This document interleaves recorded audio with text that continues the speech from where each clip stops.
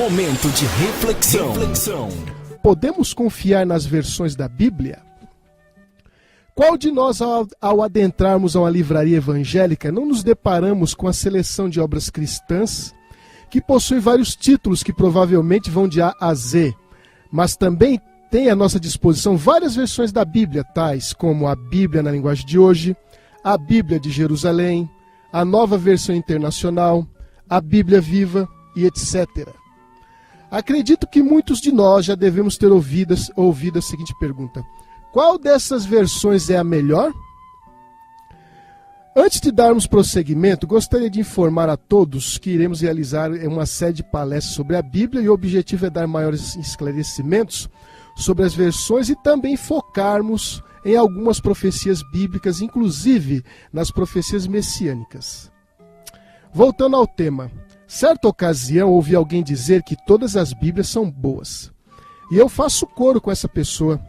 A professora Elizabeth Muriel Akdal, em seu livro Versões da Bíblia, na página 9, assim se expressou sobre as versões que temos da Bíblia. Prestemos atenção no que ela nos diz. Agradeço a Deus, em primeiro lugar, pela existência de tantas versões da Bíblia em português, mediante as quais podemos entender melhor a sua palavra a nós destinadas. Gostaria de ler novamente. Agradeço a Deus, em primeiro lugar, pela existência de tantas versões da Bíblia em português, mediante as quais podemos entender melhor a sua palavra a nós destinadas. Irei extrair muitas informações a respeito de traduções da Bíblia e essas questões do excelente livro intitulado A Arte de Interpretar e Comunicar a Palavra Escrita, Técnicas de Tradução da Bíblia, de autoria de John Bickman e John Kellow. Hoje temos ao nosso dispor uma variedade de traduções. Se caso aquela tradução em um determinado versículo oferece certo obstáculo ao entendimento, outra tradução, por sua vez, pode dar uma clara compreensão sobre o verso que está sendo lido e tratado. Temos duas técnicas de tradução que, primeiro, são forma e, segundo, o significado. A forma são o quê? Os sons, que é o sistema fonológico, da gramática e das palavras, que é o sistema léxico. Estes componentes formais linguísticos é o que chamamos de forma. O significado, por sua vez, é a mensagem comunicada pelas características da forma. A forma vem o quê? Como sistema fonológico, em forma de sons, vem na forma da gramática e das palavras, isso envolve o sistema léxico. Todos os tradutores concordam que a sua tarefa é comunicar o significado original. Porém, há divergência sobre a forma linguística a ser empregada. Alguns acreditam que o significado do original é comunicado melhor quando traduzido em uma forma linguística paralela à da língua original, ou seja, procurar adaptar o original hebraico ou grego à fluência da nossa língua, para que a gente possamos entender o conteúdo dela. Outros acreditam que ela é melhor comunicada quando traduzido para a forma natural da língua receptora, sendo que esta é semelhante ou não à forma original. Estas duas técnicas de tradução, ela gera 4 tipos básicos de tradução, que são a tradução literal demais, a tradução literal modificada, a tradução idiomática e a tradução livre demais. Quero falar apenas nesse domingo, é a tradução literal demais. Este tipo de tradução é o melhor para indicar a estrutura gramatical da língua original. Vou repetir. Esta tradução é o melhor para indicar a estrutura gramatical da língua original. Mas, em contrapartida, é a pior em termos de comunicação aos leitores que não conhecem o original. Portanto, é inaceitável como uma tradução para o uso comum, para o uso do povo em geral.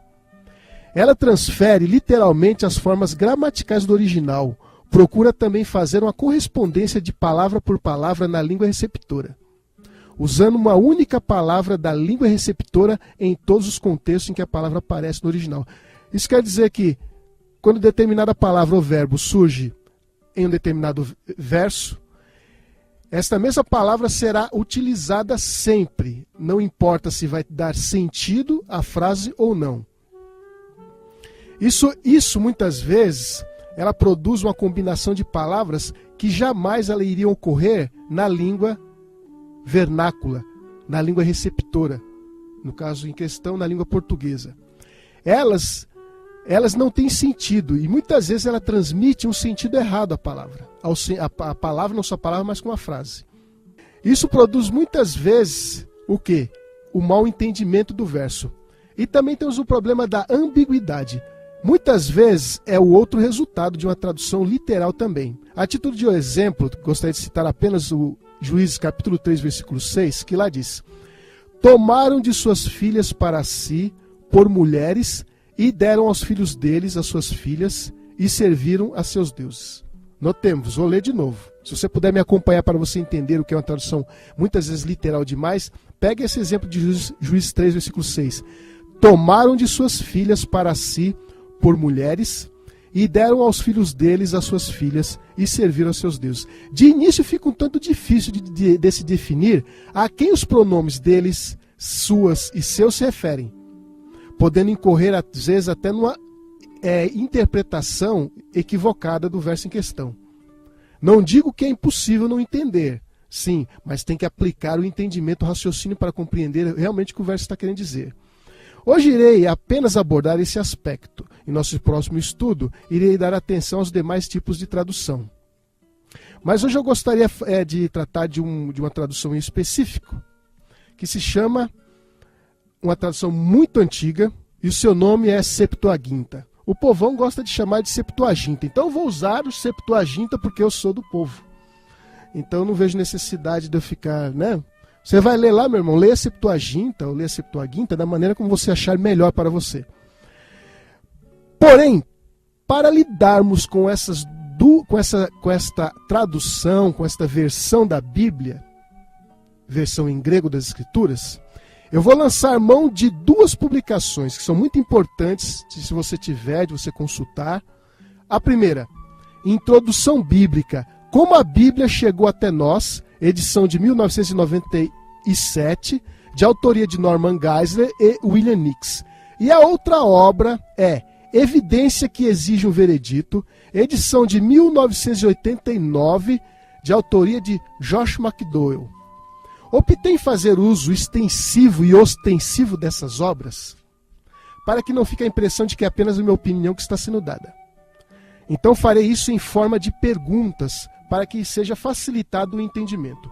Porém, antes de adentrarmos essa questão, o irmão Milton, que está aqui ao meu lado, o irmão Milton ele tem autoridade para falar nisso, porque ele fez curso de grego koiné. Irmão Milton, o irmão poderia falar um pouco sobre essa tradução chamada Septuaginta, ou Septuaginta? Sim, dá sim. A princípio, eu gostaria de salientar que a pronúncia do grego koiné não é tão importante, porque a pronúncia perdeu-se, não se sabe a verdadeira pronúncia do grego koiné. Hoje, usamos a pronúncia erasmiana, levemente adaptada. Pronúncia essa elaborada pelo Erasmo de Roterdã. Então, não importa se nós pronunciamos Septuaginta ou Septuaginta. Eu já fico mais tranquilo, né? O importante é pronunciar, é falar, conforme você salientou aí, o coloquial, né? Nós somos do povo, vamos falar Septuaginta, não tem problema. Então, a Septuaginta foi uma versão grega compilada aproximadamente 250 anos antes de Cristo, a pedido de Ptolomeu Filadelfo, por amor dos judeus que não falavam o hebraico, porque é sabido que os judeus, após o retorno do cativeiro babilônico, eles não falaram mais o hebraico, a pronúncia verdadeira perdeu-se. Então Ptolomeu Filadelfo convocou 70 sábios de Alexandria para que fizesse a tradução do hebraico na língua grega, que até então era a língua comum, era a língua universal da época. E essa tradução parece que levou 72 dias. E surgiu então a versão dos 70, uma versão coerente e muito utilizada pelos escritores do Novo Testamento. A guisa de exemplo, irmão Marcos, eu gostaria de salientar, por exemplo, o apóstolo Paulo, fazendo uma comparação dos anjos e Jesus em Hebreus capítulo 1, ali Paulo ele exalta a divindade de Cristo, ele usa a Septuaginta. Por exemplo, Hebreus 1,6 ele diz, ao introduzir no mundo o seu primogênito, ele diz, todos os anjos de Deus o adorem. Ora, essa citação do apóstolo Paulo é da Septuaginta. Ali na Septuaginta, essa expressão, adorem-no todos os anjos, está no Salmo 97,7. E aqui Paulo usou o verbo, aqui é proskinel, está no imperativo. Proskinessatosan, é uma ordem, adorem-no todos os anjos. Então nós vemos aí que a Septuaginta, ela teve valor para os escritores neotestamentários, teve valor até no campo da exegese. No capítulo 8, Paulo cita, no verso 7 ele fala dos anjos, aquele que faz dos seus anjos ventos e dos seus ministros labaredas de fogo. Mas do Filho ele diz, o teu trono, ó Deus, subsiste pelos séculos do século. Aí Paulo cita novamente a Septuaginta, que é o Salmo 45, versos 6 e 7, e aplica a Cristo dizendo que ele é o Deus eterno. Então nós vemos o valor da Septuaginta grega, é uma tradução confiável. Agora, para aqueles que são antagônicos, a Septuaginta no campo da exegese vão se enroscar, porque como essas pessoas antagônicas, a Septuaginta vai defender a divindade de Cristo usando Hebreus 6 e 8, que é tirado da própria Septuaginta. Existe um livro chamado Testemunha de Jeová, Comentário Exegético Explicativo, elaborado pelo Ezequias Soares da Silva. Ali ele cita esse texto de Hebreus 6 e Hebreus 8 com muita veracidade, dizendo que a Septuaginta realmente enfatiza que Cristo não foi homenageado em Hebreus 6, mas ele recebeu adoração verdadeira, adoração que merecia só Deus. Então, eu gostaria de salientar e terminar dizendo isso, que a Septuaginta tem valor exegético e não somente histórico. Muito bem. Como eu havia dito de início, vou utilizar a Bíblia, o livro, a obra Introdução Bíblica, Como a Bíblia Chegou até Nós, de Norman Geisler e William Nix, e também Evidência que Exige um Veredito, de Joshua McDowell. Resolvi fazer em formas de pergunta. A pergunta número 1 seria: os apóstolos e a igreja cristã usaram a Septuaginta? Muito bem, vou deixar aqui no livro Introdução Bíblica, o Dr. Geisler e o Dr. William Nix respondam a esta indagação, que se encontra na página 138. Lá eles nos dizem: a Septuaginta foi a Bíblia que Jesus e os apóstolos usaram, e a maior parte das citações no Novo Testamento foram tiradas diretamente dessa tradução. E isso é importante. Se a Septuaginta foi a Bíblia que Jesus e os apóstolos usaram, e a maior parte das citações do Novo Testamento foram tiradas diretamente dessa tradução, então é uma tradução confiável. Isso está na Introdução Bíblica, na página 138. Dando continuidade. Na página 92, diz lá: a tradução grega do Antigo Testamento hebraico em Alexandria é conhecida como Septuaginta. Agora preste atenção, querido ouvinte. É a versão mais citada pelos autores do Novo Testamento e pelos cristãos primitivos. Na minha cabeça não entra com uma tradução perigosa, uma tradução leviana, uma tradução infiel, possa ser utilizada. Várias citações dela se encontram no Novo Testamento e Jesus e os apóstolos utilizam uma tradução duvidosa. Uma pergunta número 2. Dr. McDowell, o que vem a ser o texto massorético? E Dr. Geisler, qual seria a relação do texto massorético com a Septuaginta? Vou repetir a pergunta. Dr. McDowell, o que vem ser o texto massorético? Porque a Septuaginta foi uma tradução em grego do texto massorético. E, dentro dessa mesma pergunta, o que o Dr. Geisler teria-nos a revelar sobre a relação do texto massorético, um texto hebraico massorético, com a Septuaginta? A primeira pergunta eu deixo com o Dr. McDowell em seu livro evidência que exige um veredito da página 69 à página 70. Lá diz: os massoretas, palavra que vem do hebraico massorá, que significa tradição, aceitaram o fatigante trabalho de editar o texto e padronizá-lo. Seu centro de atividades foi Tiberíades. O texto que os massoretas produziram é chamado de texto massorético.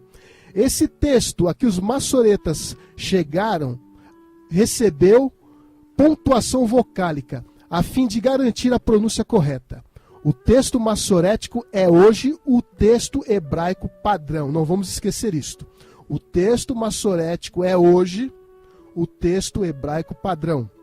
Os massoretas, eles eram bem disciplinados e tratavam o texto com a maior reverência que se possa imaginar, tendo elaborado um complicado sistema de salvaguardar contra erros de cópia. Notemos, eles eram escrupulosos na questão de se evitar o erro na produção da cópia. Por exemplo, eles contavam o número de vezes que cada letra do alfabeto aparecia em cada livro. Eles assinalavam a letra que ficava exatamente no meio do Pentateuco e a que ficava exatamente no meio da Bíblia toda. E faziam cálculos ainda mais minuciosos do que esse. Parece que contaram tudo o que se podia contar. Essa é uma afirmação de Wheeler Robson. E elaboraram recursos mnemônicos pelos quais os vários números podiam ser facilmente lembrados. Isso está em evidência que exige um veredito da página 69 à página 70. Então observamos aqui que houve todo um cuidado na produção desse texto hebraico. Agora o Dr. Geisel nos informa na introdução bíblica, na página 138, o seguinte: talvez o melhor tipo de evidências em apoio à integridade do texto massorético é encontrada na tradução do Antigo Testamento conhecida como Septuaginta ou 70. Notemos, ele diz talvez porque de repente você joga uma pedra na caverna e vai que se encontra novamente outros manuscritos, né? Por enquanto ninguém jogou a pedra ainda, então no momento a Septuaginta é a evidência que dá apoio à integridade do texto massorético. Na maior parte, na maior parte, a Septuaginta é praticamente uma reprodução, livro por livro, capítulo por capítulo, do texto massorético e contém diferenças estilísticas e idiomáticas comuns. No todo, notemos, a Septuaginta constitui-se correspondente do texto massorético e tende a confirmar a fidelidade do texto hebraico do século X depois de Cristo. Isso está em Introdução Bíblica, página 138. Pergunta número 3. Pastor McDowell, o que são variantes e qual a sua relação com respeito ao texto massorético e a Septuaginta? Gleason Archer Jr., ao responder à questão das evidências objetivas, mostra que as variantes ou os erros na transmissão do texto não afetam a revelação de Deus. Quero reler isso aqui. Gleason Archer Jr., ao responder à questão das evidências objetivas, mostra que as variantes ou os erros, notemos, os erros na transmissão do texto não afetam a revelação de Deus. Outro parágrafo que é importante, eu gostaria que o querido ouvinte prestasse o máximo de atenção. Um estudo cuidadoso das variações ou leituras diferentes dos vários manuscritos mais antigos revela que nenhuma delas afeta uma única doutrina das Escrituras. O sistema de verdades espirituais contidas no texto hebraico, geralmente aceito no Antigo Testamento, não é alterado nem deturpado por qualquer uma das diferentes leituras encontradas nos manuscritos hebraicos de datas mais antigas e que foram descobertas nas cavernas do Mar Morto ou em qualquer outro lugar. Para averiguar isto, basta examinar o registro das variações bem atestadas, constantes da edição de Rudolf Kittel da Bíblia Hebraica. É bem evidente que a grande maioria delas é tão insignificante que o sentido doutrinário de cada frase permanece inalterado. Diante dessa informação, que mudança de doutrina há em Jonas capítulo 3, versículo 4, quando nas versões atuais constam 40 dias e na Septuaginta consta 33 dias? No que isso muda a doutrina? Que lucro obtemos com tal informação? Eu respondo, nenhum. Os editores da Revised Standard Version, uma tradução da Bíblia publicada em inglês, disseram: para o leitor atento, fica óbvio que, ainda em 1946, tal como em 1881 e 1901, nenhuma doutrina da fé cristã foi afetada pela revisão, pelo simples fato de que, dentre as milhares de variantes existentes nos manuscritos, até agora, nenhuma surgiu exigindo uma revisão da doutrina cristã. Evidência que exige um veredito, página 58. Agora devamos ver que relação existe. Podemos confiar na Septuaginta? Com respeito a esse detalhe, é preciso lembrar, todavia, que a 70 ou a Septuaginta é, em geral, é fiel ao texto massorético, como também são fiéis os rolos do Mar Morto. Introdução Bíblica, páginas 166 a 197.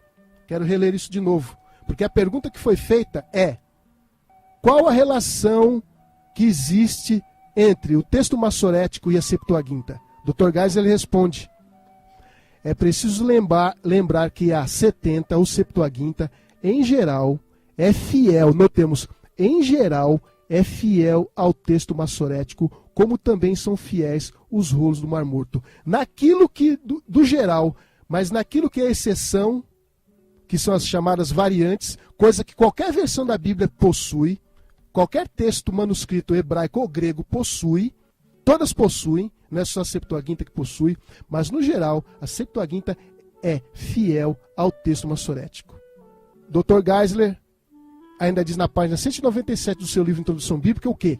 Ainda que a 70 ou a Septuaginta não reflita a excelência do texto hebraico, pelo menos demonstra sua pureza. Quero reler isso daqui. Demonstra sua pureza. Introdução Bíblica, página 197. Pergunta número 4. A Septuaginta apresenta problemas de tradução? No programa Verdade para o Tempo do Fim, a gente não costuma mostrar apenas o lado agradável da questão, mas o lado desagradável da questão. Aqui nós não estamos aqui para defender nem o meu ponto de vista, nem o ponto de vista dos que representam essa equipe, mas o que a verdade tem a nos dizer, estamos amparados na verdade. Por isso nós não temos problema nenhum em dizer o quê? Há uma questão grave no que concerne a Septuaginta. Observe e preste atenção.